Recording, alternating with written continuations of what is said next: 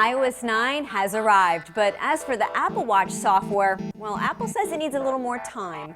I'm Bridget Carey. This is your CNET update.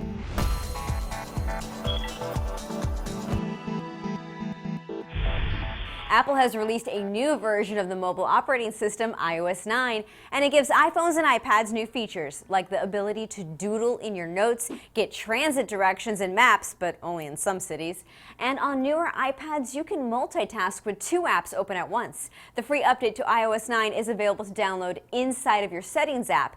Apple was supposed to also release an operating system update to the Watch on Wednesday, but Apple delayed the update because of a bug. In a statement, Apple says it is taking a bit longer than expected to fix the bug, and the Watch OS 2 will be released shortly. The update would give Watch apps more freedom to tap into the data collected by the sensors. And yes, that means Watch apps would be more useful. As for iOS 9, you'll find small improvements in battery life with settings to help you manage which apps are draining your power. There's also a low power mode in case your phone is hanging on to its last drops of juice. You'll find a news app that pulls in top stories picked by Apple editors, but you can also set what types of stories you want to read. Search is better, and you can ask Siri to pull up specific types of photos, like photos taken last week. Or if you're writing about an email and you can't finish it just yet, ask Siri to remind you about it later. When you select photos, you can select several at once by tapping and dragging your finger across to highlight a selection. It makes deleting faster. In video settings, you can choose to record at different frame rates if you want to save space. The keyboard displays lowercase letters on the keys to now show when you don't have the caps lock on.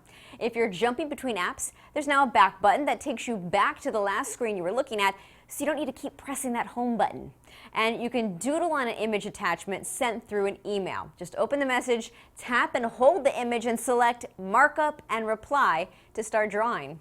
This looks to be a solid update, but you may want to wait a day or two to download in case there were any major bugs discovered, and sometimes there are. You can let others be the guinea pig first. And be sure to back up files before downloading the upgrade in case anything goes wrong in the installation. And there's some good news for AT&T customers still hanging on to old unlimited data plans after all these years. You won't be slowed down now after going over 5 gigs of data a month. Now, AT&T gives you 22 gigs of data to use before slowing down your speed in high-demand areas. The FCC hit AT&T with a $100 million fine in June for slowing down unlimited customers to a crawl after they used 5 gigs, because it's not unlimited if there are limits.